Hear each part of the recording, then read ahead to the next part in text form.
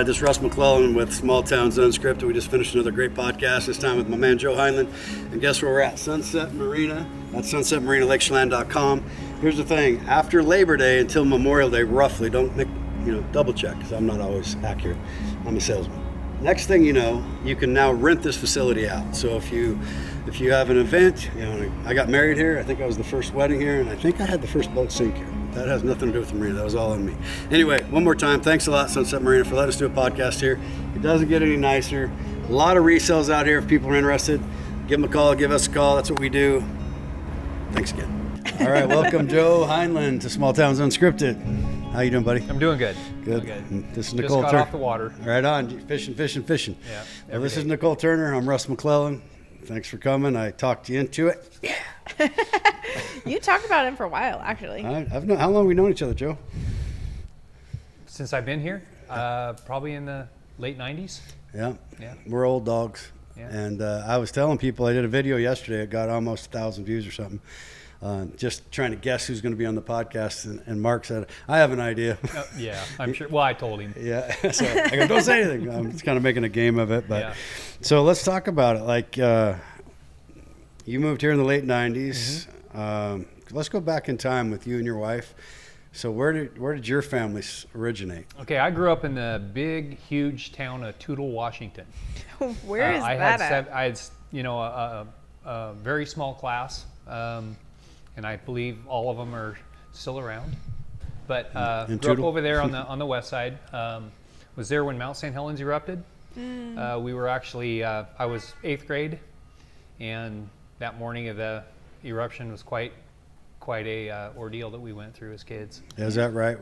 Is Toutle right in that whole town? Toutle River. Okay. It dumps right down the valley there, and we lived at a kind of outside Toutle a little bit, where we grew up. And my dad was a log truck driver for Weyerhaeuser. Okay. And when Mount St. Helens erupted, he lost his job, because there was no more trees. Yeah. And so Dad had to switch careers pretty quick. In about a year and a half, Dad became a state patrol, Washington State Patrol. Oh, wow.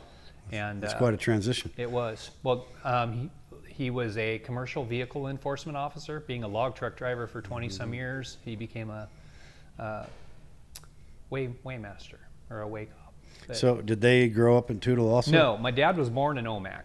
Omak, okay. Yes. There you go. And so we've had family over here forever. We used to vacation, come over here, and we'd always stay here at Lake Chelan growing up as little kids, for 3 days or whatever at the state park. And we'd go up and visit family north. And then when my dad was born actually in Spokane, Washington.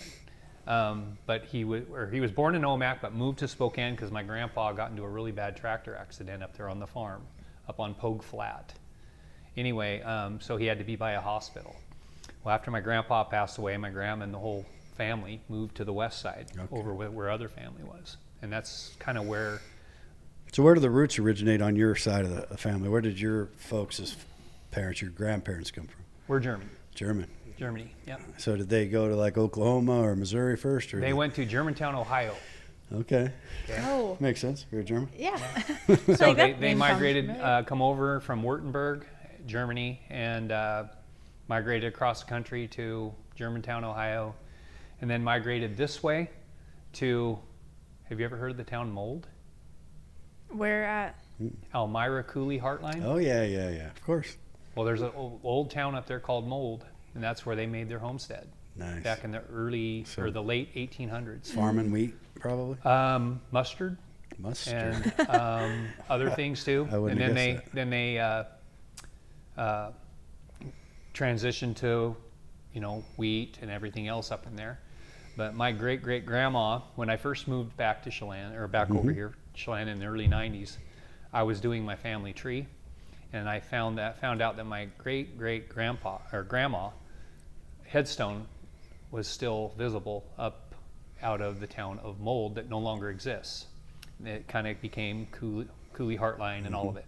St. Andrew's Grange Hall It's up in that It's area. right on that corner. Right on And there's that Sims cemetery corner. right before Sims Corner. Actually, no, you turn actually on the road to go down to St. Andrews. Okay. And the cemetery is out in the middle of a wheat field that the farmer saved.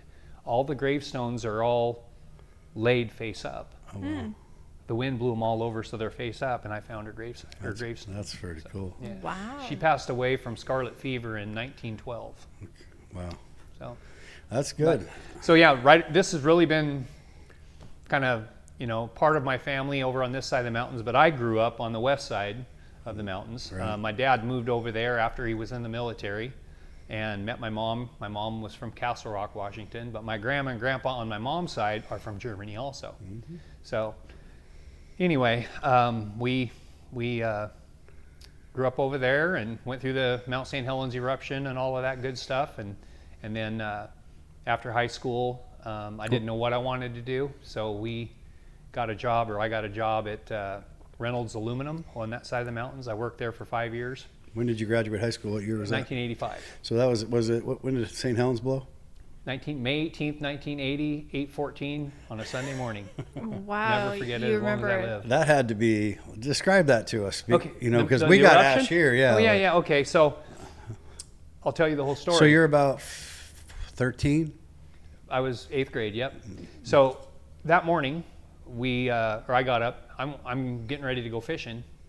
I Imagine wanna that. go on the Toutle. By the way, Joe has been Lake Chelan Adventures for how long? 25 years. And you average how many days a year fishing on this lake in Chelan? Anywhere from 240 to 300 days a year. Yeah. Wow. For how many years? What'd you say? 25. 25 years. Actually, not 25. I would say since 2007. Okay. It's been that many. So fishing's trips. been in your blood. You're That's- out fishing that's in all I've Toutle done. as So- a kid. Yeah. Anyway, so I decided I'm going to go fishing on the Toutle River that morning early, and then so we're getting ready to go, and then all of a sudden you feel the earthquake. Mm-hmm. It was a big earthquake, and then all the police officers, the sheriffs were running around. You guys got to evacuate, get out of here. There's poisonous gases coming. We don't know how far the gases are going to come down the highway or down from the mountain. So we were evacuated out of there.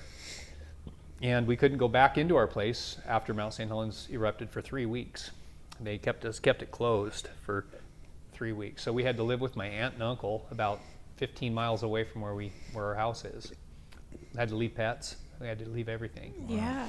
So it was pretty fast and furious and total chaos is what it was. So you said earthquake. So with the earthquake and the explosion. Yeah, it was a big vibration, more like a rumble, not like a earth shake when the buildings are shaking hard. It was more of a rolling rumble, and then one like a big sonic boom we heard, and then you could actually see the plume coming up over the town, like this. Oh gosh. And then it went dark because it blocked the sun out. It was at 8 o'clock in the morning, and it was so thick that there was no light. All the street lights came on, everything. Did everybody just know immediately it was St. Everybody knew it was me. Because that was always in the back of your mind, probably. Since it was doing its little spitting of the smoke and all that stuff, And how long did that go on for? the actual darkness stayed dark for, I would say, at least a couple hours. It was where you had to use your headlights. No ash yet. Most of the ash went towards Yakima at that time. So, but then the wind shifted after we were evacuated out, and then we got ash. Mm-hmm. And anyway, so we were evacuated, but then when they opened it back up, we got to go back in to our home. And my dad still was a Weyerhaeuser employee, and he was able to bring a fire truck home to the house. Wow. And we could hose all the 4 inches and 6 inches deep of ash out of our gutters and off our roof, off our driveways. Do you guys have pictures and stuff of that? We do. I'm sure. Old pictures of it, yeah. Wow. And it just flattened the forest. It was unbelievable, like toothpicks, but they're trees that are 6, 7, 8 foot in diameter, some of them, old growth firs, and it just laid them down like toothpicks. It was incredible. I can't remember what the exact power of the blast was, but it was equivalent to a nuclear bomb. So Imagine it was incredible. that. And now, did you Killed know? a lot of animals. Did anybody die that you knew? Yes. Yeah. I didn't know him personally until after I met my wife, though. My wife's uncle was a logger, and they were up that Sunday morning moving their tower to another landing, and him and one other guy. And if you've seen the video or the movie, Mount St. Helens, I recommend watching it. If you've seen it, they actually show some pretty graphic pictures, but there's a truck he's got attached to a trailer, has a trailer on it, where they had a small cat that they used on there. Anyway, her uncle was in the back of the truck, and when they saw him flying over after the blast, No, he was killed instantly. So speaking of your wife's 54. family, was she from that? My wife is originally from the Dalles, Oregon, but moved to Longview, Kelso. That's where I met my wife, was in that area. Wow. Yeah. So talk to me about, like, you're 13 years old, Yeah. small town. Was there like 20 kids in your class? Yeah, maybe a little Like more. I grew up with 20, 22 Yeah, you did, kids. Manson, Back yeah. in the day, it was like Yeah. that. So your sports were a big deal back then? Oh, always are. Yeah. So what happened? Did you guys trying to get back to business as usual as a school? Well, no, they closed school down. Everything. We went all down. got to get out of school May 18th. That was it for the That summer. was it for the whole summer. So we got Yeah. a long, long summer, and then when we all came back to school, it was more of a, it was because a lot of the people had to move away because the jobs were gone. So I mean, it was a logging community, and so if no jobs, then a lot of people moved away. Pretty traumatic. I mean, obviously. It was devastating to the whole area. And the people. But then over time, now they had, they found out that, man, that little ash that Mount St. Helens produces, man, there's money in this. Sell Right? it. It's like sand gold. So my dad's sister, my Aunt Marty, she had a ceramic shop. So she started incorporating the Mount St. Helens ash into her ceramics. Yep. And man, that was a hot sale deal for about 5 years. I've seen it in like pendants. Yeah, and- collecting the little sand things, Yeah. and I have one farmers that's made out markets. of, and it looks like a buffalo. Oh, yeah. I have that. So entrepreneurs. Oh, yeah. Well, you do what you got to do, Yep, back small then. town, but, right? Yeah. Well, that's crazy. So let's fast forward a So little then- bit through after that. Yeah. Yeah, well, after Mount St. Helens blew, like I said, I went to work after high school at Reynolds. Knew right then and there, after 5 years of working for them, I did not want to live my life in a mill. And so I started college because one, the Reynolds plant that I was working at closed down, which was a blessing to me. So, but it was closed down because it was bought out from a foreign company. BICC, a British company, bought our cable plant out. And when a foreign company comes into the United States, buys a company out, and closes the plant down, the only reason why they bought them out was for our customers. Well, anyway, we got to go back to school, and they paid 80% of our college. There you go. That's sweet. And I got a mileage ticket for gas and stuff too. So I signed up at LCC, Lower Columbia College, and my plan was to become a game warden. My dad was in law enforcement. I thought about being a game warden. When I started doing that, and I got to thinking, man, after seeing some films and stuff, I just decided, you know what, that's not for me. So I got into the fisheries part of it. I wanted to be a fish and game biologist at that time. So I started my biology class. Well, with having 2 young daughters at that time and married and a mortgage, I wasn't getting paid that much, so I needed to go to work, right? It just so happened that one day during college, we had a fish and wildlife biologist come in and do a talk at the class, and he said that at the end of the thing, he said, well, if there's anybody here that needs a short part-time job or whatever, I've got a scientific tech position open right now to do spawning surveys, walking streams, counting fish. I went, okay, that's me. Sign me up. Yeah. So I went up to him and said, I'm very interested. And anyway, his name was Bob Lucas. He ended up being he was a instructor at the college too, but he hired me. And I did all the spawning surveys on the Lower Columbia River, all the tributaries that came in, Grays River, Nacelle, not Nacelle, but the Abernathy, all the Lower Columbia River streams and the rivers, the Locoman River. Anyway, walking streams, counting fish, finding elk sheds laying in the water. Well, this was a job. A dream job. A dream job. Anyway, but it was only seasonal, part-time. It was during spawning of the winter run steelhead.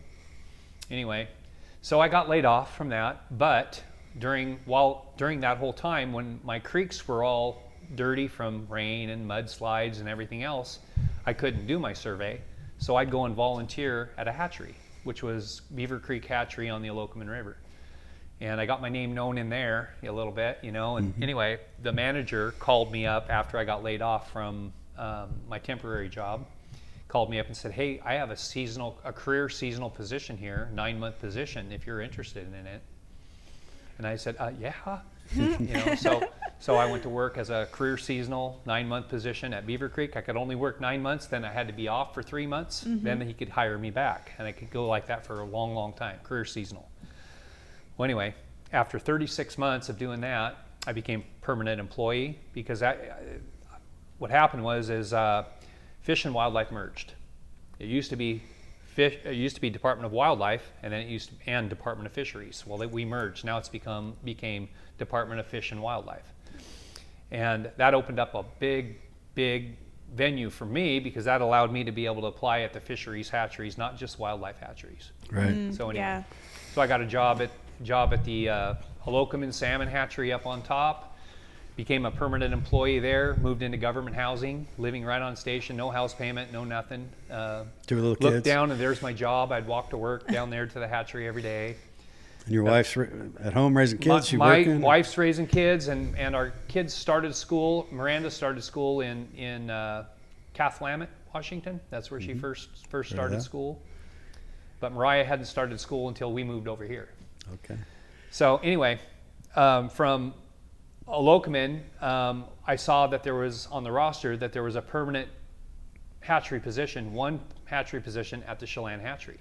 Well, I've always wanted to move on this side back to this side of the mountains anyway, and that was my opportunity. So I applied, and I knew it was a shot in the dark, but there was like 38 guys that put in for it within the department. You know, Anyway, but the week before my interview, I came over to the hatchery and introduced myself to the guys and said, "Look, you know, I want to work here and show me everything you guys got here. I want to know how your system works because every hatchery is different. You know, the water's different, the whole thing's different."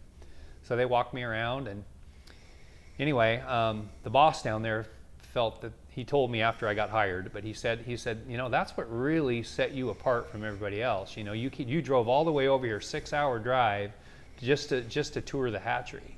You know, there's not another soul that did that." But anyway, I interviewed. I ended up scoring highest on the test, got the position, and lived in the little blue house right in the middle of the hillside for 13 years down there. Wow, that's awesome. Yeah. There's a lot of guys that worked at the hatchery over the years, you know. That was Jeff Fields' boy works there now. Oh, He's the manager. Good for him. He's the 4. Good for him. Now your wife, is she, when you guys, what year was it that you moved here? We moved here in 98. 1998. And what's your wife's name? Karina. Karina. Yep. 2 kids? 2 daughters. Yep. Miranda's, 34, and Mariah's 32. I have 4 grandkids now, and my oldest grandson, he's 14. Oh my gosh. Yeah. So when 13 years after the hatchery, you decided, I know a lot about these fish. Well, no, it's kind of strange how that all started. So when I moved here, being a fisherman, I had a boat, and this is brand new. I never fished Chelan before.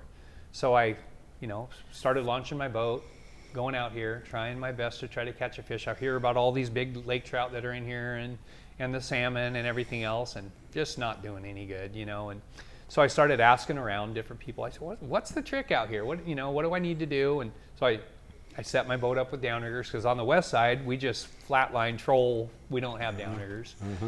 Anyway, so he said, yeah, you got to have downriggers here. You got to go down to the bottom and fish them deep and all that. So after talking with or meeting Anton Jones from Daryl and Dad's Family Guide Service. Yeah, I remember Anton. Anyway, Anton, he was at one of the Lake Chelan Sportsmen's Association meetings, and I got to talking with him, and he was a guide then. And so he told me some tricks, and I went out here. Next thing you know, like 3 or 4 months later, Anton's out there, and I'm troll right past him, and I double up. I got 2 fish on. He doesn't have anything on. And by the end of the day, I ended up getting 19 fish that day. He got 2. So he came to me afterwards, and he said, look, Joe, he said, have you ever thought about being a guide on the lake? What a great guy, yeah. Yeah, and I said, not not really. I like to go fishing. And he said, well, I've heard you talk at the sportsman's meetings, representing the hatchery and all that. He says, you're really good with people. He said, you'd probably be a good guide. And he says, and if you do decide to be a guide, I got the boat and everything. You can guide with me. I'll kind of mentor you through all this, and get you started in it. And so now is when it became a challenge, because working for Department of Fish and Wildlife and trying to get a guide license. Oh. Conflict of interest. Oh, yeah. Well, in my position that I had at the hatchery, being a hatchery specialist too, I made no decisions on where fish were stocked.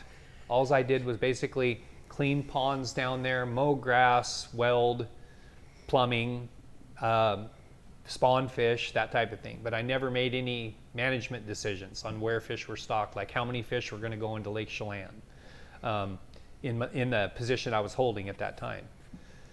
So they couldn't deny me my guide license. They did not like me getting my guide license. And they basically told me, you cannot promote if you have a guide license. I just want you to know that. Wow. Because if I promoted into one more step, that put me into management from a hatchery specialist 2. Promoted. I see what you're saying. If So I promoted to a kinda hatchery specialist 3, Mm-hmm. then I couldn't promote. So you had to make a decision at that point. Then I started weighing things. Yeah. So after doing this with Anton one summer, I was working down here day shift, and then after I get done, Anton would book me up for an evening trip. I'd pick people up and take them out for an evening trip during the summer. I went like 31 days in a row, every single day after work, and then on my days off, taking people fishing. Well, I'm making as much money only doing it part-time as I'm making full-time working at the hatchery. But also an injury caused me to have to stop the state job. I was in an accident planting fish, truck accident, crushed my leg. Oh, gosh. Yeah. Anyway, so basically Department of Fish and Wildlife said, you can't work for us anymore. You have an injury. You have a permanent damage on your leg. You can't drive a clutch anymore. So here's your option. Here's your job option. They gave me reasonable accommodations is what they called it. So they offered me a job at Granite Dam as a fish counter, sitting at a chair counting fish as they're going by the ladder, or Lower Goose Dam, which is 5.5 hours one way away. Wow. That moving. was the reasonable combinations. And I said, well, I can't do that. I mean, there's no possible way. I can't do that. So they basically disability separated me from the state. So then I had this to fall back on. So I've been doing this since 2007 on. So you've been an entrepreneur ever since. Yep. Congrats for you. Yeah. It's been quite the deal out here, I tell you. Now tell me, the whole time you're going through that, talk about your wife and what's she been up to this whole time, and was she like initially supportive of just quit your job? Yeah, that's typical. Okay, so kind of, we had no choice with them separating me from the state, so we had to do something. It's like, okay, what do I do? Do I go back to school? Was it still like very scary for you old? at that time, like to be a full-time self-employed? Well, yeah, I don't know. At that time I was still working for Anton, but I had to, for me to make it a permanent position, I had to step away from Daryl and Dad's and go out on my own. Right. Yeah. I mean, that's the only way I could do it, and to where I felt I could make a living doing it. Got to buy a boat and all that. Yeah, and when I quit the state, or when they separated me from the state, I lost my medical insurance and all that too. Oh, yeah. So my wife got a job. So she went to work started out at Kelly's Hardware, and then when Walmart was built, she was an assistant manager at Walmart at that time. Got those Cool. bennies. Yeah. So anyway, so that kind of helped big time for if we were to get, that's a big deal, medical insurance. Girls were getting ready to graduate high school. All this stuff is going on. They're going to go to college, all this stuff. So I'm thinking, okay, I got 3 years. I got to build this business. I got to get this thing a-rocking. I got to start making some money. And it worked out good. So both girls went to trade schools, and thanks to Papa. That's cool. What did they did for work? My daughter? Yeah. Okay. My daughter, Miranda, my oldest, she started out as went to school at International Air and Hospitality School in Portland, became a flight attendant, and hated it. So she got a job as when you're booking a trip, Like a Travel agent? She was a travel agent. Yes. Yeah, so she got a job as a travel agent, hated it. And so she got a job, let's see, I think it was a cruise company. I can't remember exactly what it was, but she stayed there for a little while. The last job, she stayed there for a little while, but ended up meeting her boyfriend. They were going to get married. They ended up having Jackson and all of this. And that was your first grandson? My first grandson. And oops, it was an accident, but it happens. Does happen. Anyway. I had one of those. Yeah. Anyway, she should say Grace did. After that, her and Dryson didn't work out, but so she moved back in this area. They were living, I think, in Lacey at that time. So anyway, she moved back home and ended up getting a job at Campbell's. Worked at Campbell's for a little while.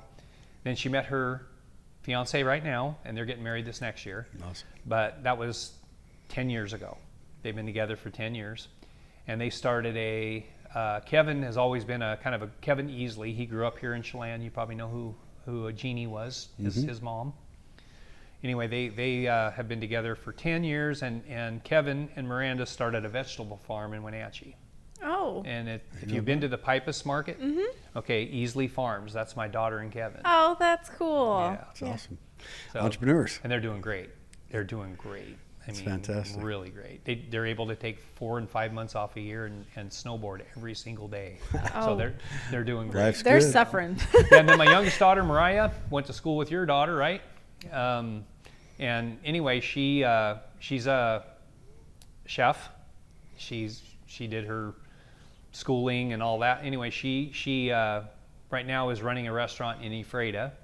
So right on. And with my other 3 grandkids down there. That's cool. Yeah. Running a restaurant's hard, so good for her. Yeah. Busy grandpa too. Yeah. And she's running the restaurant, doing all the ordering. She's doing all of it. Yeah. And she's the head cook too. Well, I wanted to get into your time on the lake, and you think about almost 300 days a year for 27 years. Yeah. You said.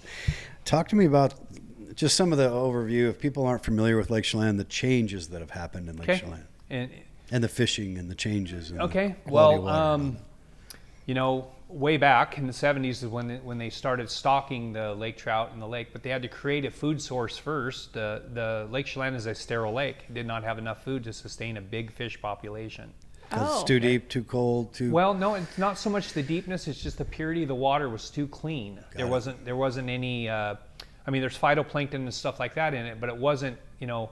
Like for filter feeding fish, it worked out pretty good. Like kokanee, they'll filter feed and we've had kokanee in the lake since 1912. Okay, that was the first initial plant of kokanee in the Lake Chelan was 1912. Anyway, but Art Brown was the biologist back then. So in the early 70s, he wanted to make Lake Chelan a trophy lake. He kind of took this lake and made it, or tried to make it similar to the Great Lakes. Okay, so he had to figure out a food source first. Well, there's a little shrimp in the lake now that he put in the lake in the early 70s. It's called a mysis shrimp, and they were brought in from another lake.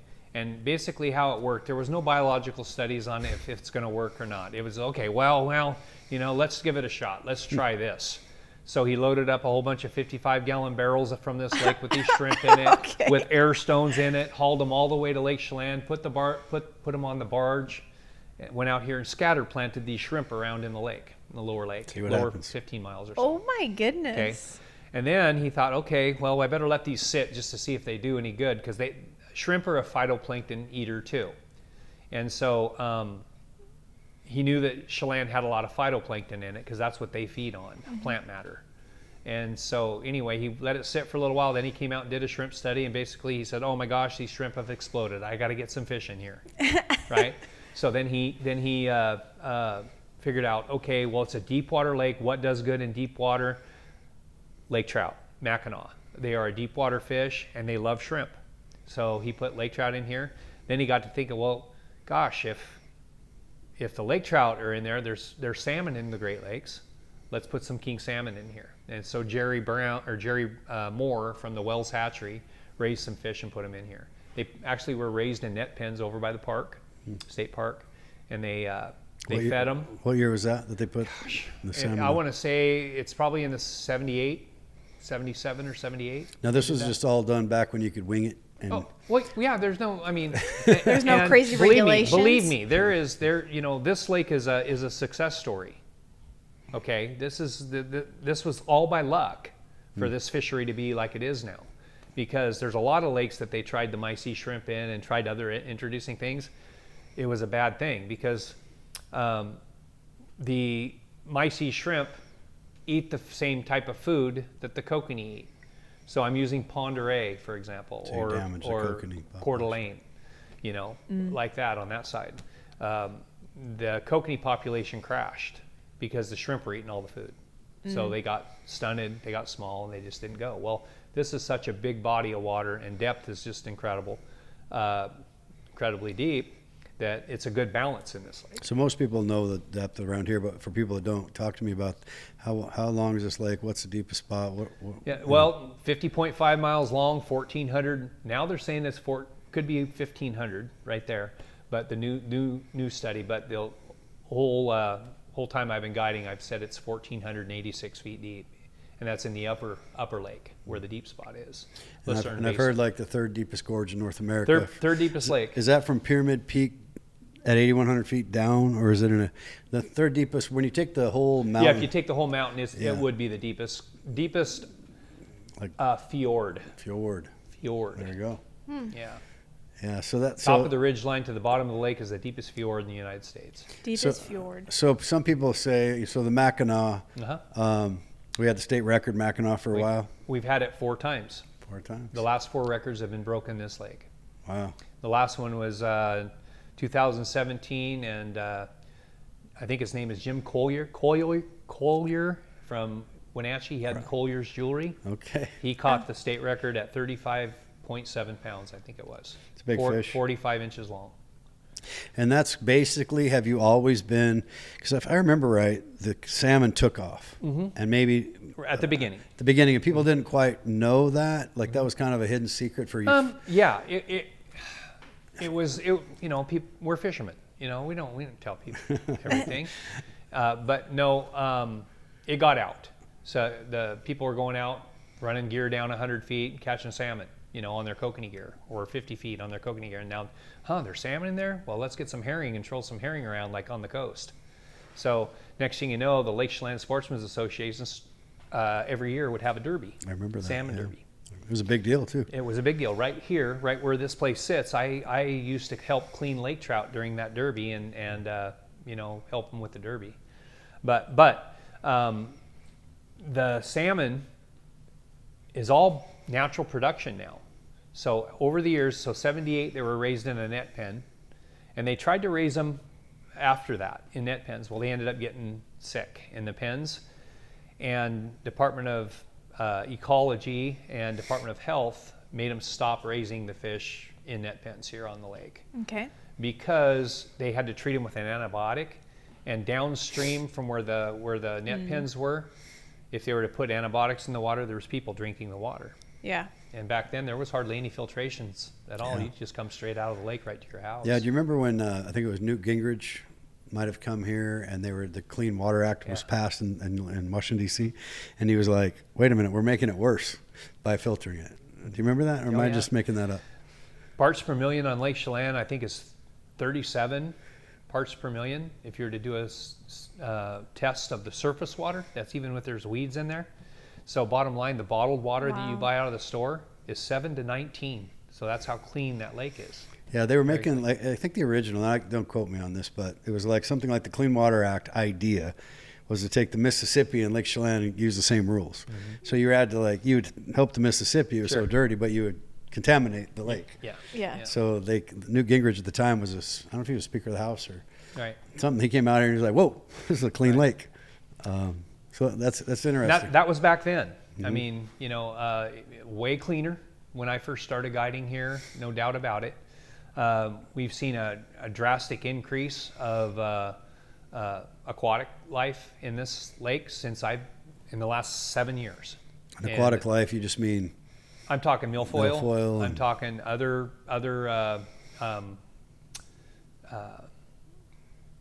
fish species too.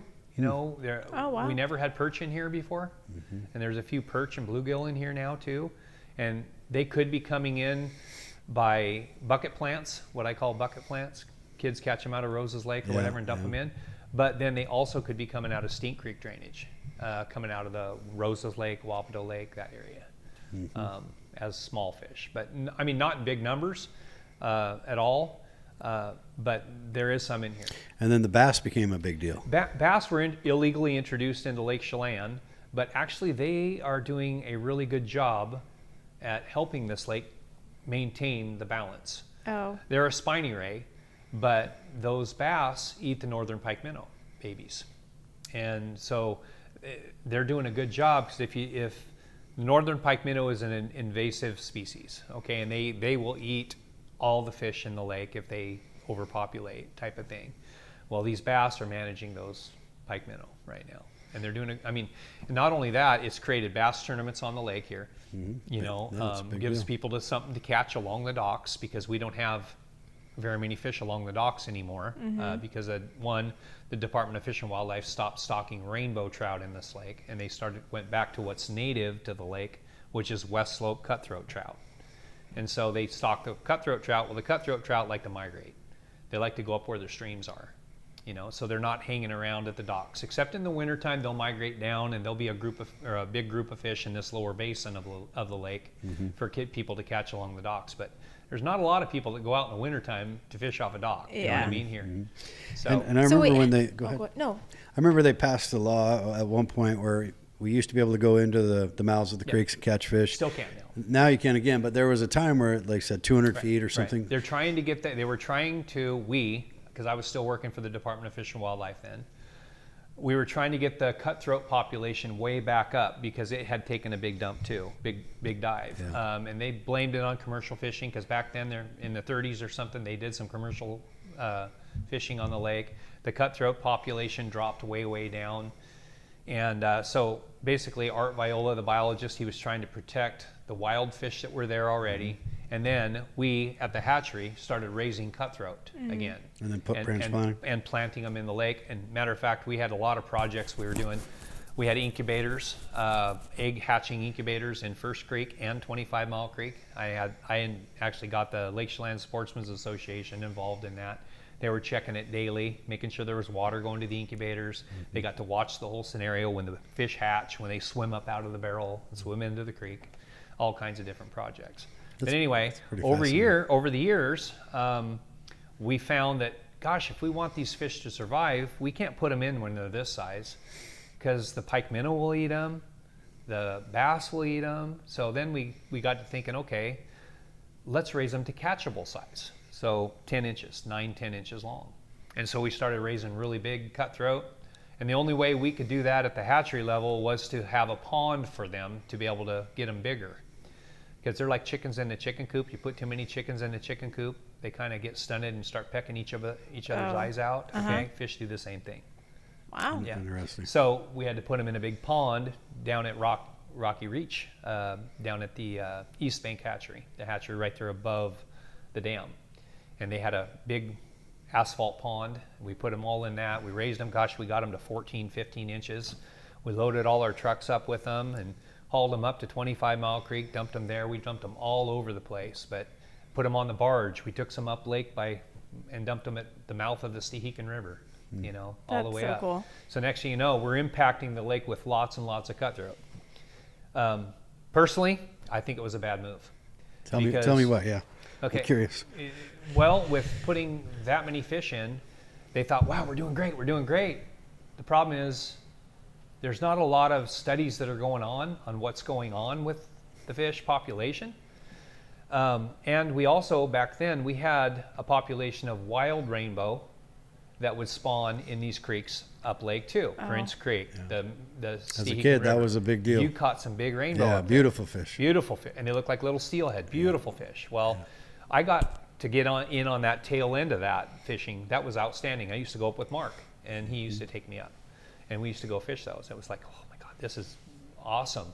Well, cutthroat are a very territorial fish and very aggressive. Okay. See, so if there's rainbow spawning here, those cutthroat are right there eating their eggs. So they don't have a survival. So next thing you know, within a 2-year cycle, Mark Lipincott and I would go up. I'd have him go with me, and sometimes it'd be on the department's dime, because we would go up and actually fish the creeks and just to see what percentage rainbow versus cutthroat there were. The first time we went up, it was 80% cutthroat, or 80% rainbow, 20% cutthroat that we caught in a day. And that, I'm talking 100 fish we probably caught. Okay, the next year, it was completely flip-flopped. In 1 year. Wow. In 1 year. Wow. 80% cutthroat, 20% rainbow. They're the bully of the two, right? And now, right now, you're lucky to catch a rainbow up there. Mark caught a handful this year. My partner, Mark Lipincott, he does my uplake fishing trips. And so I've done one with Mark. It's a ball. Awesome. It's so much fun. If you get a chance to do that, everyone, I'm telling you, there's nothing like it. It's That's amazing. cool. Because it reminded me of a kid, because we did it as a kid. You know, we were probably catching rainbows back then when I was a kid, but probably some cutthroat too. But man, that was my dad would pack us up in an old boat, take us up lake, camp at one of the campgrounds, catch those fish right out of the creek, you know, where it enters the tributaries into the lake. It was just an amazing memory. And then it just kind of disappeared. I remember that. What's happening with the rainbows? Is it like they're just an inferior species according to Fish and Wildlife, or they are just not native? They were introduced So it's just into not, Lake Chelan. and that's the big deal Yes. with Fish and Wildlife. Yes. So it's not. And It's same with, not a natural same with habitat. Lake Trout. Lake Trout were introduced into Lake Chelan. King salmon were introduced into Lake Chelan. Kokanee were introduced into Lake Chelan. So what was here, if you had to go back in time? Uh-huh. What was the natural species that were West Slope cutthroat trout and burbot. burbot? Yes. And just that. And there's other species too, but the like sticklebacks, the little tiny fish in here, the bridge sucker, the sucker that's you guys see feeding into the well, bridge. the chubs you and know. the suckers. That's what you- Well, it's called a bridge sucker, but yeah, the ones that alligator. we speared the heck out of them as kids. Oh yeah, spearing them, throwing rocks on them. Oh, and, yeah. yeah, and they'd spawn right down at the Grandview right now. But those were native species, so they've kind of changed their dynamic on how they want to raise fish for a lot of these lakes. So they don't want to put a species back into the lake if it wasn't a native species. And the funding for that mostly comes from the dam, our Chelan Dam. 80% of the funding for the fish that go into Lake Chelan comes from Chelan County PUD. The hatchery down there is 80% funded by the Chelan County PUD, 20% funded by the state. So the PUD decided that, hey, we want to do cutthroat again. So we did it. We impacted it. We don't have to raise cutthroat anymore. So I'm in an argument with them right now. Why are you still raising cutthroat for Lake Chelan when you go up lake and you catch 100 of them at a creek and you don't catch one rainbow? And you go to the next creek, you catch another 20 or 10 or 15 or however many. Each creek is just stacked with these cutthroat. So we've impacted the lake with cutthroat. Let's do something different now. Let's cut back. You know, let's not raise as many. We don't need them. So you don't push out and turn them extinct. The Right. rainbows. I don't want the rainbow to be extinct. I want them to still be in here. And plus, you get a crossbreed too that happens. It's called a cutbow. Yeah. Wow. And that happens in the Stehekin River. So Interesting. and they're a beautiful fish too. Yeah, I bet they are. Let me ask you about my experience with the Endangered Species Act from my limited knowledge as it relates to real estate and docks. Yes.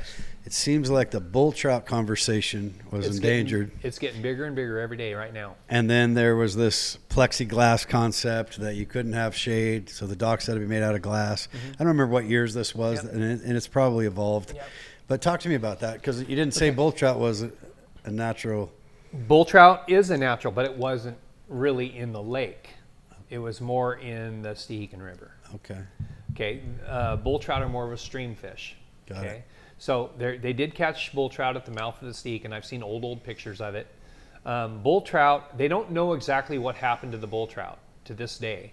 But I kind of, after talking to the Courtneys up here that's been up there for a long time, and then one of the older Courtney guys, he says, you know, there was a time when there was a whole bunch of dead fish floating around out there in the lake that washed out of the river or whatever. So more than likely, if some, the population of the bull trout disappeared in the lake is because of, it could environmental. It could have been a slide that pushed a mineral into the water that killed them. In the years past, they don't really know what happened to them. But just recently, I went to the first watershed meeting, and because they were going to, I heard rumors about them introducing bull trout back into Lake Chelan. And they're super aggressive, right? They're a char. Lake trout are a char. Okay. What does that mean? That they're a different species than trout. Okay. A trout is a salmonid. That's a salmon species. So anyway, so I went and voiced my opinion on it. I said, okay, we're struggling to get spawning, Chinook spawning in the river. And now that the Chinook have come back, now we want to introduce a very aggressive species into the Stehekin River that has a potential of wiping out the rest of the salmon, because these fish will eat everything. They're a fish eater. Okay. They'll eat the baby salmon. They'll eat the eggs. They'll eat anything. The tires they can get. on the bottom. They'll eat. They are just aggressive. Like the Max, you found all kinds of stuff in Mackinac over the years. Oh yeah. Kids' toys. I won't get into all of it. Really? I found some odd stuff. Really? Makes you kind of go. But anyway, so the bull trout, that's hilarious. They are. We don't want them. And so you were at the watershed, and that's kind of where that conversation starts. It was in a feasibility study, and so it's still in the feasibility study. But they have determined the water that the bull trout will do best in. Well, of course, it's the Stehekin River, right? Well, that's where, right now, if you were to go up there right now, the kokanee have staged below Harlequin Bridge. There's hundreds of them down there right now. So what's that bull trout going to do? He's going to eat, just have a heyday. And they're all spawning right now. Yeah. Or pretty close to. So I asked the guy, or brought it up. I said, what streams are you talking about putting them in? One of the, after the feasibility study, he said he felt that the Bridge Creek would be one that they would do well in. And then he mentioned another creek that I can't remember exactly. It might be Blackberry Creek. I'm not sure. Yeah. But he said where they would do the best, main stem of the Stehekin River, below Harlequin Bridge. Well, yeah, because their food's there, and they're just going to wipe us out, especially if they overpopulate. Because back when we had bull trout as a native species in the lake, we didn't have all these other species in the lake. We had cutthroat trout, burbot, and we had a small little fish, sticklebacks and that type of thing, and bull trout. Well, bull trout, they did well, up there. They did fine. Well, now we're introducing another species, same char family as a lake trout, into the lake. What if, my thing was, what if it was a disease that those fish got in that river? And now we've got that washing into the lake. And now it's going to affect the lake trout throughout the lake. Yeah. It's the cause and effect, right? The balance of these ideas. The whole ecosystem has to balance, and that's what we got right now. We got a really good balance in this lake. Food source is really high. Populations are very steady, very, very stable on all species, except I think cutthroat are actually overpopulated right now. Kokanee, we might be overpopulated with kokanee too, but that is a very sought after fish. Right now in the lake, we have more people fish kokanee than anything else in the lake. They're a great eating fish. They're sockeye salmon, little sockeye salmon. Yeah, it's always this balance, and you obviously you're completely educated on this. It's pretty incredibly impressive. Always is when I talk to you. And the trickle down economics and how science and economics and how Fish and Wildlife and all the governmental entities that are involved, from DOE to EPA, whatever, right? U.S. Fish and Wildlife Services, everybody's involved in this lake. And then they also often don't agree. They have different agendas. Right. They have different politics behind them. So in your opinion, what do you think is driving this overriding idea that we have to go back in time at all costs? Or is that just my perception? That's your perception, but you know what, though? It's true. That's what they want you to do. They want to go back onto what was originally in the lake. We want to go back. Well, that's never going to happen. We can't. We never had the population that we have now in this area. We have, like I said, a massive weed growth start in this lake. How I know this is I work with Lake Chelan Research Institute, Phil Long. I take them out on the lake. We do deep water samples and water quality samples with Department of Health once a month. And I've been doing this for 6 years with them. And they've been doing weed collections and stuff, milfoil collections and that type of thing. And we're kind of, why is it getting worse? Why is it getting worse? Well, septic systems. there's a lot that goes on. So we have part of it? We have a lot of tourists that come here and use our lake. Yeah. Which is that's kind of the driving force here. But we've got a lot of these boats that have come in now. They're a scurfing boat, the surfing boats out there that plow the waves, make a big wave. Well, the way they're able to get that big wave is from a bladder that they have inside the boat. They're able to suck water into the lake and then cause a heavy wave in their boat, make them plow water, which creates a big wave so they can surf behind their boat. It's neat to watch them. It's great, but boy, is it rough out there when they're doing it. Yeah, it's huge. Huge sport. I hate it. Anyway, where's the water skiers? Where's the water skiers? But does that affect the water then? It affects the quality of this lake. Okay. And the reason how it affects them, so they came from Lake Sammamish. Mm-hmm. They just skied along in Lake Sammamish, right? But they didn't clean their boat. They didn't clean their boat up. They didn't clean their bladder out of their boat. So next thing you know, we got milfoil in here. From other lakes. The Columbia River. Mm-hmm. People go down and use the Columbia with their boats. They don't think, they may wash the outside of their boats. And it even is brought up that bladders need to be cleaned out and disinfected. Well, there's designated areas to dump that stuff. You can't just dump it in the lake. Yeah. Right? So you got to either do it at your house, home, whatever, if you're cleaning it out. Well, people don't spend the time on running bleach to kill anything that's in your bladder. So you think that's one of the major... I really do think if you were to see it at Mill Bay, mm-hmm. If you go over to Mill Bay and look down the lake along the shore, that's the way the water flows. People launch their boat right there, right? And that's where they dump their bladder, right there, when they're pulling their boat out of the water. So that's the worst spot. That's one of the worst spots. Milfoil's that deep on the bottom. Well, you've been doing the sampling a long time, been on the lake a long time. So you know that type of sport was introduced at a certain year, and I don't know. Not very long ago. Not very long ago. When we were growing up, it was all water skiers, and the smaller the wake, the better. Or knee boarding was, know. But so you can almost probably track the graph of when did this boat get introduced to provide evidence. That's what we're kind of doing. And Phil, he's been tracking all this too, data and collecting data on this for the last at least 3 years for sure. And of course, he asked my input a lot on this stuff. I never used to have milfoil floating around out in the lake, right out in the middle of the lake. We get all this chop, and what's it doing? It's just spreading it.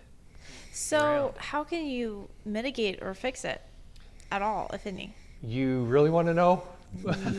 Should I not? You want my opinion? Yeah, of course. Yeah. Okay. I don't know anything about this. There has to be a study done on what it's doing to the shorelines. I'm talking these wakeboard boats, big waves, surfing boats, all that, which we already know that it's eroding the shoreline over here on the South Shore real bad. A couple of people that I know over there, they've lost property from it already. It's underwhelmed their seawalls, and their property has slid off into the lake. Because it's constant all day long chop, not just one wave from the Lady of the Lake going up or a ski boat wave. These are big waves. Mm-hmm. I mean, they're Lady of the Lake size waves all day long. Yeah. And you could be able to tell that too, because those boats aren't operating, say, above 25 miles. Correct. So that's the other thing we can do here on the lake. And I would really like to talk to the city council or whoever about this. We need either have to do what California did in some of the lakes. They outlawed them. Oh. They completely outlawed them on Lake Casitas in California. There is no wakeboards allowed on that lake because of the eroding of the shorelines. That lake was kind of a weedy lake anyway, so that doesn't really pertain to us. But our problem in the long run, there's not much we can do about it now that we have the milfoil, other than managing it. And one way to manage the milfoil in Lake Chelan is to, like they used to do. You remember how low they used to drop this lake in the winter? But we haven't had the winters for the whole heavy snowpack for the PUD to drop the levels down way low. If they dropped it down their 14 foot to 16 foot or whatever their max is that they can take the lake down, licensed to do. It would die naturally. Then you've exposed all that milfoil along the shoreline, and it's going to freeze dry and die. Mm-hmm. Then when they bring the lake up, so that can help mitigate. That could help. Talk about the other economics thing of is, that. I bet that'd be the other wild. thing is to have a designated area for these surfing boats to be able to operate. And my opinion, it's above Fields Point Landing, where it's rock on both sides of the lake. It's not going to eat the shorelines up, and it's going to be way up there. What if you mandate? This is brainstorming, maybe silly, but what if you mandated a cleaning station every time you launched your boat? It's really hard to do the bladder. I see. And it takes time to disinfect a bladder. Yeah. So that has to be. They would have to do it before they left the lake that There they needs came to be a from. company It's not in so much town here. that offers this. It's not so much here. We don't care. If it's a boat that's been here and this is the only lake they go on, Right. they're not doing any harm. Yeah. It's all the tourist boats that come in. Yeah. Granted, we have check stations for the zebra mussels. We have that type of thing. So they check it. They added one at our boat launch down here this year. Okay. They were telling people, okay, this is what you need to do. Dry your boat off, and giving them education on it. But with the milfoil, that's an awful hard one to do because bladders you can't see it. It's a rubber or a plastic thing But in the hull of the boat. Only certain boats have the bladder? Yes. Okay. And that's made for surfing. That's made That's surfing interesting. boats. And they're $170,000, $200,000 boats. Yeah. Yeah. Yeah. So we just need a company, some entrepreneur. Figure it out. AI. Should Yeah, really have a cleaning station, and they would have to clean the boat. A check station coming in off of 97A, right up on the hill, where they have to everybody has to pull over and have a cleaning station right there. Imagine if somebody just invented a tablet, And then anybody, like a back of your toilet bowl. yeah, Put in a tablet. yeah, and then anybody coming them from right before. 97A, That's true. Yeah. from north down, they got to have a cleaning station before they come into here. So you've done a lot of studies too, and being a real estate guy for 35 years here, and then knowing my dad's crew and their crew before them, and my grandparents and stuff. Some of these septic systems back in the days are 50-gallon drums with rocks. Yep. And and then you have everything just kind of going. I mean, obviously the laws have substantially changed, and so we don't have that problem with new systems now. But there's a lot of people that have older systems. Yes. Do you believe that that's an influence? It could be some of it. Just trickle. It'd be Well, you got to in the realize ground. that would be fertilizer. Yeah. And what's that going to do? If we didn't have weeds and it just dumped fertilizer in the lake, it's not going to do anything, right? But if you have weeds now, what's it going to do? It grows grass. It's going to grow grass. Interesting topic. Yeah. So it all combines. Well, and Yeah. it's funny too, because as you are very familiar with the governmental agencies, getting governmental agencies to do the logical thing is not easy. It's such a political thing. Well, it is. And an economic. But it should be brought up, and that's what I really think. Right. I've seen a lake I grew up on in Southwest Washington called Silver Lake. It got so choked full of weeds that you couldn't even run a boat in it. That's how bad it was. And the Department of Fish and Wildlife back then, or Department of, it might have been Wildlife, but it might be Fish and Wildlife. That's a long time ago. They put some grass-eating carp in there that ate. Yeah. And so they did a wonderful job of cleaning it up, but the problem with it was they were supposed to be sterile, the carp were. Forgot one. More than one. So now The whole thing is just filled. The big problem is we had largemouth bass in that lake, and there was other species in that lake too. Well, the carp ate all their habitat, and so it pretty much did a great job of cleaning the lake up. Yeah, it's constant balance, isn't Yeah. it? Just constant. Like out here back in the early 2000s, Dr. Beauchamp did a Lake Chelan food web study. So basically, you take the top of put the top of the food chain up here, right? That would be the mysis shrimp. Yeah. And then you do a tree, kind of like building a family tree. You come down. Well, what feeds on the shrimp? Okay, lake trout. Okay, Chinook, and then you go down. Anyway, he built a food web model, and that was a tool for the biologists to use. So if you take lake trout out of the food web, and is it going to be a balance now? Well, the shrimp have a tendency to overpopulate. Lake trout eat the shrimp. So if they overpopulate, they're going to eat all the plankton. The kokanee are going to fall out of that food web model. That family tree becomes it's a huge balance. Yeah. So, and so far we haven't had anything crash other than bull trout way back before any of these other species were Now, you said that bass was put in there illegally? Bass were, yes. Yeah, how did that happen? Bass fishermen would go to Banks Lake, okay? They'd catch bass. They go, oh man, let's transplant some fish into Lake Chelan. Then we don't have to drive all the way over there, or down on People the just Columbia did it River. themselves. Well, yeah. Well, that's how the biologists did things. Well, let's just put this in here back then. Back in the day, right? Oh, that's So funny. anyway, they'd put them in their live well. They'd turn their oxygen up on their live well, or put up little pellet in there to bubble, and then they'd turn their aeration on, load their boat on their trailer. They run them over here. Let's go fishing. They go out here and look around. Nope. That's dip them out, throw them in the lake. Next thing you know, they created a fishery, Yeah, and it worked. and Yeah. it worked. People are being people. Good job, people. So No, you don't I'm want just that family tree to become a bush. No. That's the idea. Yeah, you don't want it. You don't want things to fall off that Right. family tree. Yeah. You don't want the apples to fall off before. So if you had, you're getting ready to try to get out of here, retire, Yeah, if I can sell my house. and then you're going to move on to another Fish. stomping grounds back home. Yep, back home. So 20 years from now, when you look back at this lake, what's your prediction? If you had to put you on the spot. Right now, Yeah. if it was 20 years in the future, Yep. I would say it's going to look a little bit like Lake Tahoe. And what does that mean?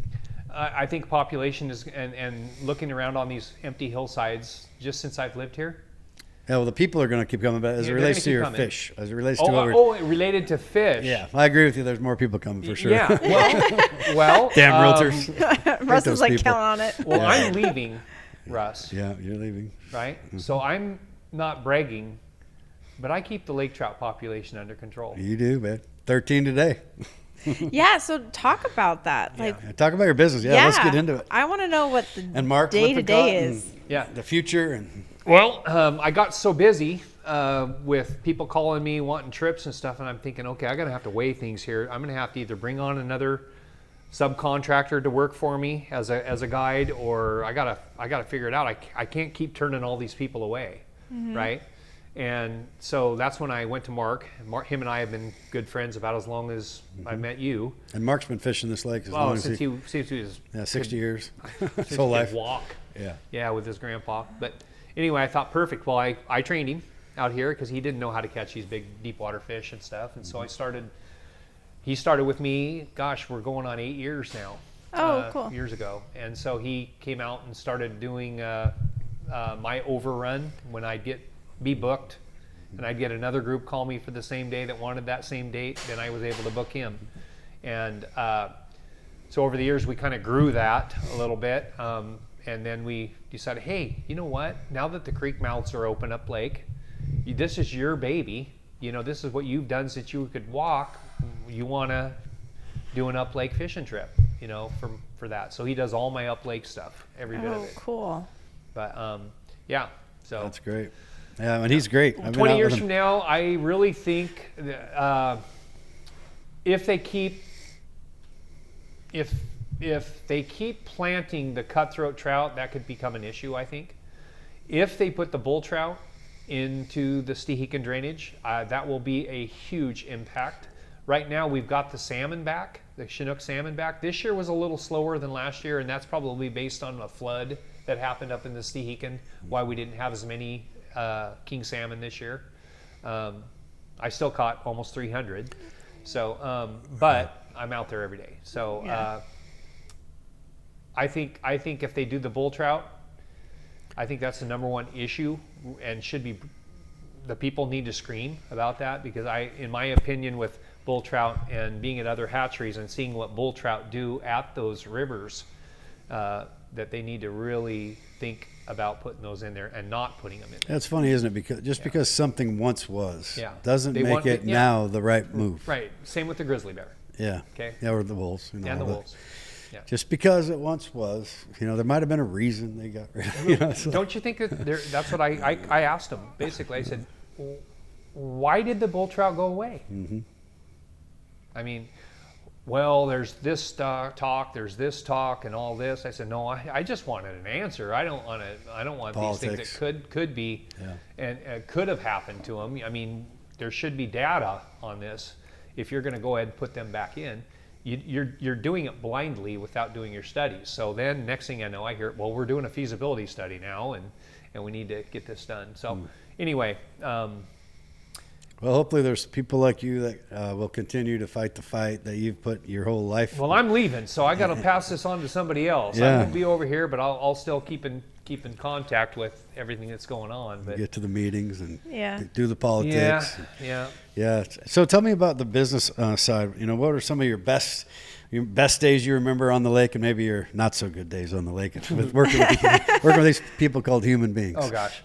Well, Because how big of a group can you take? I could take up to 6 passengers. Yeah. So I can take, and then we have 2 boats, so we can do 12 people. That's a lot of people. And we do a little competition, you know. Of course, there's always competition between Mark and I, you know. And I'll go by him, you know, and I always tell my customers every time I pass them, this is the perfect time for us to double up. Yeah. 2 on at the same time. That's when you tie on the bricks. And then I'm just sitting there smiling at Mark, waving at him as we're going by. That's funny. While you guys are reeling in the fish. Gosh, one of the funnest things I've ever done on the lake as a guide was I've been involved with taking some famous people fishing.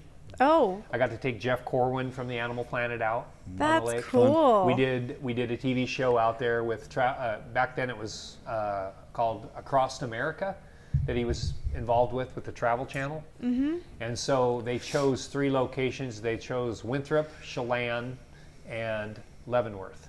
And so in those 3 locations, they would do a little talk for 1-hour TV show. Well, anyway, they booked me to take them out fishing. So I had Jeff on the boat. Fun. Hilarious. He comes on the boat with snakeskin cowboy boots on. And I'm going, okay, well, these aren't boat shoes. Yeah, right. You know, we're going to have to put some tennis shoes. So we had to go get some tennis shoes on. And the whole goal was to catch 2 fish. And then they were going to just do the filming. Oh, look at this nice big lake trout, you know, from Lake Chelan, you know. And we're here on beautiful Lake Chelan. Anyway, 100% actor, 100%. He was. But anyway, we ended up catching 2 fish in 15 minutes. Right? We were done in 15 minutes catching the 2 fish. Yeah. 6 more hours we filmed. Really? He's having fun. Well, gosh, I mean, it was just nuts. We went up the lake, you It was know, just Mitchell like- Creek. He got off on the Mitchell Creek. He cooked a fillet on the shore, you know, and all this. I mean, it got to be a little hectic at the end, but no, that was a lot of fun. That's great. Yeah, probably the most fun I've ever had out here. I kind of broke a personal fishing record out of the lake here. I caught a 32-pound lake trout out of the lake. At that time, it was only a pound off the state record fish. Dang. And Nice. a state record and lake record, because that last 4 records have come out of Lake Chelan. And then I had 2 80-year-old brothers. They were twin brothers on the boat, 80 years old. And basically they said that this was probably their last fishing trip they're going to go fishing on. Oh. So I took them out, you know, and they were actually really good. I mean, they were still able to get around real well. And we had a 29 fish 4-hour boat. And those fellas but they were tired. so exhausted at the end. I mean, for they were them. sitting in the chairs while I was cleaning fish with their arms hanging down to the side like this. Oh, my arms hurt. Yeah, That's but great. anyway, we caught a lot of fish. It was 91 pounds of fillets. Oh, wow. That is So, crazy. Yeah. That's cool. So if you had to do a percentage, and I want to get into your worst case scenarios because it's funny, Might as well. like what percentage of people, like Grant told me in his mechanic world in his career, he's like only 2% were just off the rockers, you know, 98% good people. Yeah. Well, What- we're fishermen. You're fishermen. None of us have all the bearings straight in our heads, right? So I would say my percentage is probably a lot lower than his. Most people are having fun. I Good would people. say maybe that 1% out of the whole group. That the big thing is you have to be successful when you're out there. Mm. Not only when the fish aren't biting, you can't force feed the fish. They gotta want to eat. Yeah. Well, some days you'll go out there and they just won't bite. So they're like, I paid you. Where's my fish? Yeah, one of my funny stories is I had a grandma that bought the trip for her son and daughter-in-law and his son, her grandson. and they were from out of country, and they couldn't speak English. Oh. But she could. The grandma could. So she came on the boat. Well, I get out here the day before. I had like 11 or 10 fish stay out there. Caught a bunch of fish. Anyway, we make a pass through my area, and I'm seeing fish on my sonar. Right. I can't get them to bite. Anyway, I go up and make my turn and come back down like that. I'm an hour into my trip without even a bite. Nothing bit 4 rods, nothing. Wow. Yeah. And she looks at me. It was kind of funny, but it hit me kind of funny. But she says, "Why you not catch fish? I pay you good money." Yeah. Yeah. And I'm going, that's the first in my whole career I've had this happen. That's to a me. correlation there. Yeah, I'm going, okay, so I explained to her, I said, look, the fish are not biting. I will do everything I can. It's the I will people on catch the you a boat. fish. Yeah, I will catch you fish, and just bear with me. They're going to start biting. So I turned the boat around and went back through them, and I ended up doing like a full pass down and nothing. And on the next pass going up, we ended up getting 9 fish. Oh, cool. In one pass. I mean, that just staying on top of the fish, and finally they're going to, either I agitated them into eating or whatever, but they Hit them in the head. Yeah. She was getting agitated with you. Oh, she was a little upset. I was about ready to hand her a life jacket and tell her to swim to shore. That's about how bad it was. You can only take so much. Yeah, that's right. That's right. You just put your earmuffs on, No, shake your head. Yeah, I basically had to tell her, this is my boat. Yeah. You're on my boat. Yeah. Do you want to get off my boat? If you want off my There's boat, no I can hand you a life jacket and you guarantee. swim to shore. Yeah, Yeah. there's no There was guarantee summer, it was fish nice, caught. Water was nice and warm. Yeah. Yeah. I can But get a no. little closer to shore for you if you Yeah. want. Oh, I've had some crazy things happen. One day I motored out here and there was a jet ski floating around at 5:30 in the morning Without a pass. after Without a a. windstorm. Oh. So I'm thinking it broke loose from a dock or whatever, and so I motored up to the jet ski and got the numbers off of it and called Sean Duke at that time, and I think it was Sean. Anyway, and told them that, hey, there's a jet ski floating around here. You guys need to come get it. I had customers on the boat or whatever. And anyway, they towed that in, and like for 3 weeks they said that somebody had ground the serial numbers off that jet ski, so it was a stolen jet ski that they had brought in from wherever.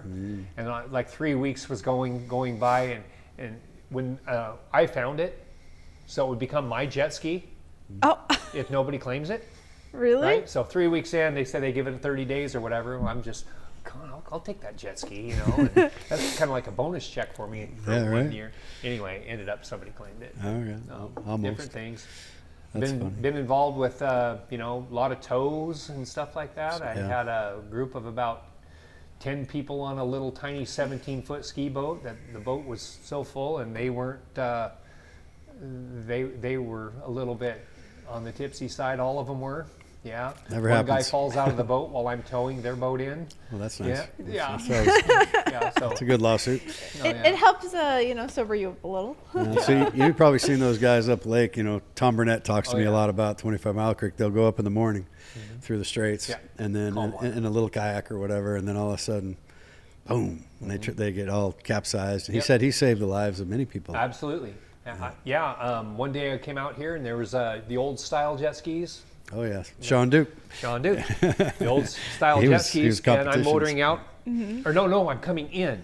I'm the last boat coming in at night. I was doing an evening trip, and all of a sudden I see this, like this in the air from about 200-300 yards away. All I see is an arm. I'm going, what the? What? Like that? And my customers are on the boat, and we motor over to it. It's a guy with his life jacket on. He's got a hold of his jet ski underwater. It's completely sunk. Oh my gosh. He's waving me down. Why is he holding Right. on to it? He doesn't want to drop his jet ski. It's gone forever then. Yeah. So this is hilarious. It's a good life jacket. We helped him get him on the boat first, helped him lift the jet ski up, and we towed the jet ski over to Lakeside Park. He pulls the jet ski up on the shore, he tips it over, drains all the water out of it, puts it back in the water, off he goes, thanks a lot. That's hilarious. Smart guy. Yeah. Oh He knew my Joe was out He was there. one of the guys that used to jump the waves, the Yep. lady of the lake. He was a local guy here, and God, it was just funny. But That's hilarious. yeah, he didn't want to let it go, and we were the last one, or he would have had to let it go to swim to shore. But he flooded it. Yeah, and so you've had a wild experience the other day. Can you talk about Yeah, that? Or is Sunday. That, What is that happened? too new? No, it's new, but in my 25 years, I had something happen to me at the dock just this last Sunday. I came down to the dock to launch my boat to go fishing, and there's a boat that was up against the dock. The motor was under the dock, and the bow was facing towards the bridge. So I'm thinking it broke loose because it was windy that Sunday morning. Broke loose and had drifted down, which that happens maybe 4 or 5 times a year for me.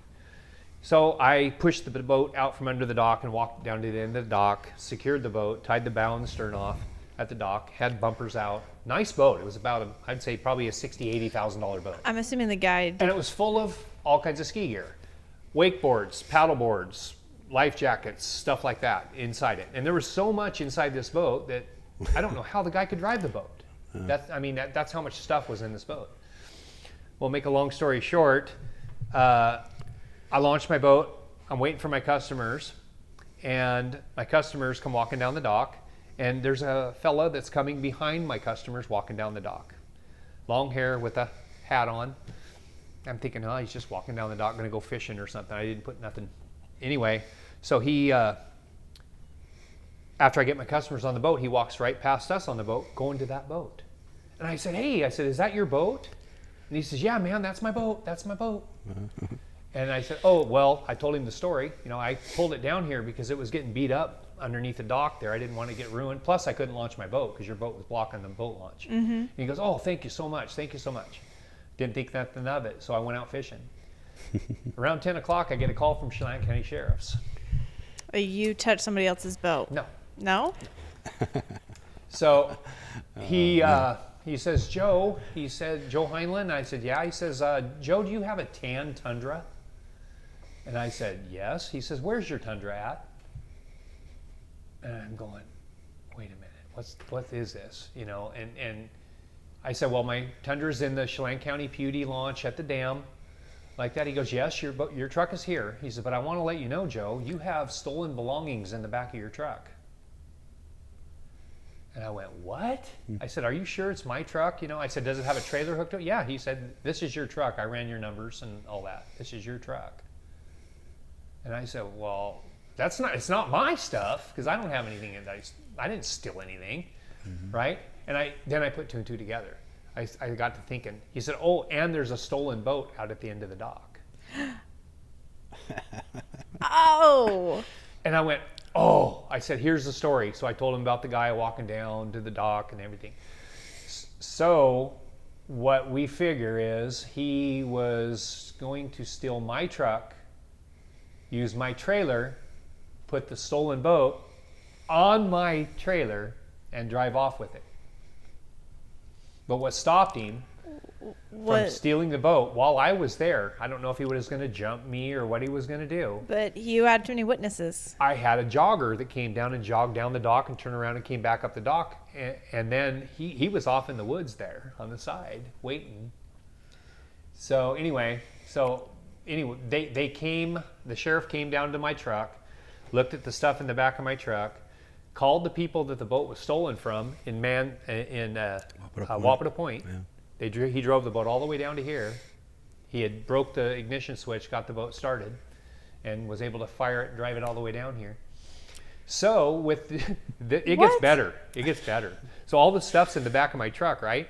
But how they were able to know that there was a guy involved in this is that he couldn't get in my truck. He couldn't unlock my truck because as soon as he lifted my handle on my truck, my alarm went off. And he basically said, oh no, what do I do? Well, I got to get something out of this deal. So what's he do? He grabs 2 wakeboards out of the back of the truck and he goes over to the bathroom, and somebody was walking their dog. A guy was walking his dog down, and he offered to sell the wakeboard to this guy he wanted to get some money out of it, of some sort. So the guy, I think that's the guy that called 911. I'm not for sure. And I was like, this guy seems a little... Oh, he was a little bit, yeah. Anyway, but you'd never known it if you'd have just talked to him like I did at the dock. Yeah. Wow. They got cameras all over. So yesterday I turned in my statement to my written statement to the sheriff, and It was absolutely crazy. It's amazing that you've done every day for so long, Yeah. and you don't have more of that, really. I mean, that's the testament to this Well, that's place. a nice thing about this area, you know. That's why I stayed here this long. Yeah. I think, you know. But I am seeing a big change, you know, with different things around and More people, more issues. yeah.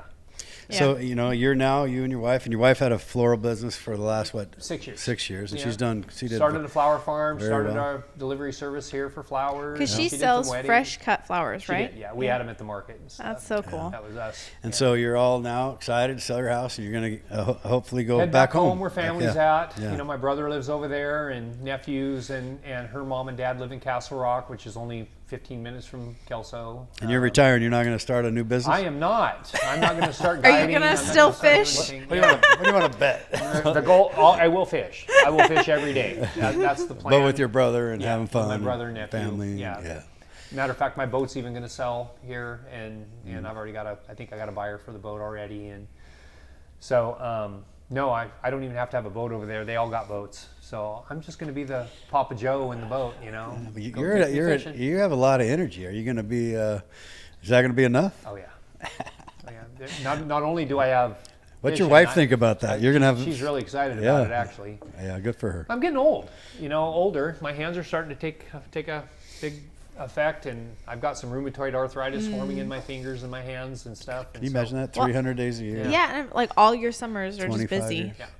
Some actually, you know, even in the winter, if I can get the boat in the water, I'm fishing 3 to 5 days a week. Yeah, well, 300 days, you said. Yeah. Yeah, that's crazy. That's a lot. Well, I'm excited for you, my friend. That was what a great education. I know. I learned so much. I didn't even know any of that happened in this lake.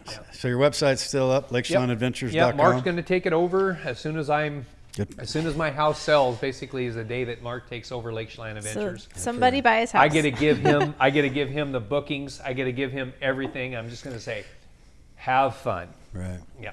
That's exciting. Mark will do great. Well, I appreciate you coming today. Sure. And appreciate your friendship. Yep. Yeah, I thank think you. this was an awesome experience because you're the kind of guy that has info, you know, in the back of your hand, the back of the napkin, nobody else has. Yeah. So you've been a wealth of knowledge, and what a great. You know, one thing I would like to say, though, I would really like to see the Lake Chelan Sportsmen's Association come back on board. We had a lot of guys, you know, basically retire and get older and stuff and didn't want to be involved in that. Mm-hmm. That was a really good local meeting that we'd go to weekly, or even if it was bi-weekly meeting, and then discuss just like what we talk about or in this, you know, but do it in a. So if somebody's listening to this and they want to volunteer to Yeah, get in, how do you do that? Al Brooks, you know Al. Oh, yeah, very well. Manson. Well, Al used to be involved with the Lake Chelan Association or Sportsmen's Association. He was the one that kind of he was kind of the. Oh, yeah. Kept it going. He introduced you know? me to where I'm going in 3 weeks, where Jason and I have hunted for years in Thomas Creek. Thomas Creek. Yeah. And I've been to Thomas Creek. Yeah. Yeah. I've been there, I don't know. how many Mahoney, times. Thomas Creek, Loon Creek. All of them. Yeah. All of them. I'm a diehard, man. I know. Audie's going with me this year for a week. Are you? Yeah, she's taking my wife's going to go for the Nice. first time. So Nice. she got an elk tag. Well, see, that's the other thing about moving back to the other side of the mountains. I'm going to miss the deer hunting over here, but I got my elk hunting over there. Yeah, you can still come back and hunt a deer. Well, I can, yeah. Yeah, you know. Well, anyway, Okay. been a good time, buddy. Thank Alrighty. you so All right, much. signing off. Thanks again, guys.